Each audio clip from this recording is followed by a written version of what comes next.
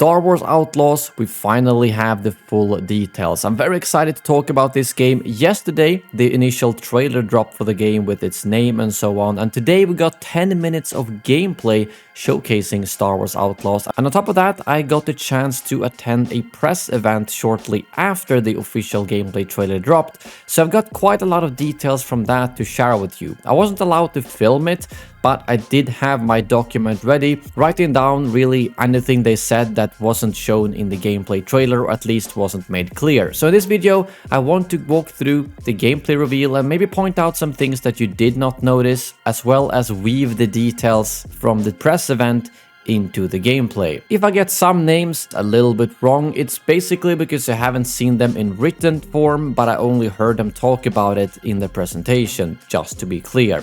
So, the gameplay takes place on the planet Tushara, or it's actually a moon called Tushara. And according to the presentation, this is the signature location that Ubisoft have created for this game. I don't know how many other planets we're gonna be able to travel to, but it seems like the biggest one with the most events and locations will be Tushara. As we already knew, we will be playing as the outlaw Kay Vess, and what they said at the press event was basically that she tried to pull off some heist that went very wrong, and that's why she then became wanted in basically the entire galaxy. So to try and get around, she does a bunch of dangerous missions for the different syndicates. And like we already knew yesterday, the ultimate goal is gonna be a big heist that will somehow set her free from this spiral of being always hunted. Nyx, her companion, will also play a big role as we saw in the gameplay. He will be able to attack enemies to distract them, press buttons, and even steal loot from the floor, such as these blasters that will give her a temporary boost of fire rate. Something I found to be quite interesting is that obviously you can go the stealthy route like we see in the trailer,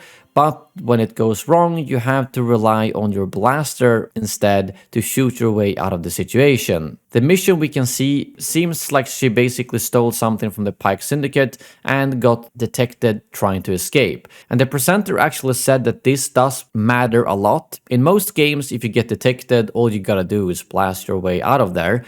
But right here, by being detected by the Pike Syndicate, you will also lose reputation with them, as you can see right here on the screen, whereas if you were to successfully steal that object and get out without being detected, you will succeed with the mission without losing reputation to the Pike Syndicate. So the stealthy way is, at least in this case, the better way to do it, even if you like to blast your way out. So a very interesting note to keep in mind. I also thought it was really interesting that you had a choice when you finish the mission to either bribe off the Imperial and probably keep less credits, or don't bribe them and get wanted and then have to escape from them. It almost reminded me a little bit of GTA when you get hunted by the cops, and I kind of hope it's the same way with the Empire, that you can choose to go against them, but then you have to run far enough for them to lose your trail. I already mentioned the reputation system a little bit, but they did say in the presentation that the reputation system and the relationships that you have with all the syndicates will play a very big role in the game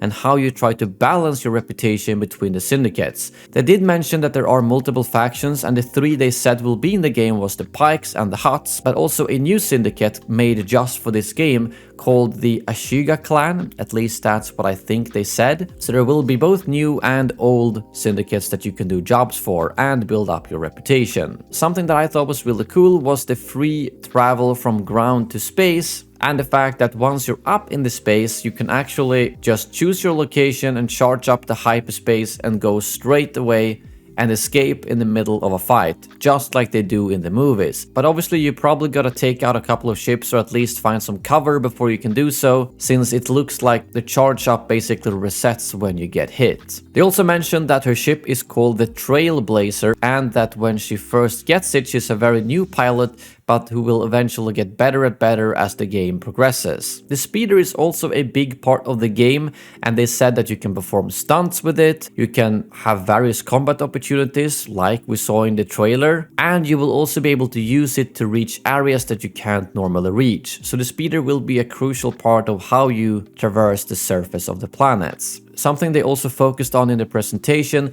was that they have a focus of 3 different areas in the game, one of which are the dense living cities with like cantinas, cities controlled by the Empire, and it looked a lot like Coruscant. It wasn't Coruscant, just to be clear, but I think they said it was called Miragana City, which was also on Tushara, and the image they showed I think is the same one we can see here on the website. And secondly, it's the vast, stunning open environments, and the third one is the lucrative, risky space areas, where you go both to traverse the new locations, but also do missions and find secret locations that will give you some type of bonus. All in all, I thought it looked really fun. The open world part of the game is what made me really excited, and getting to choose where you actually go and which reputation you want to get up or down.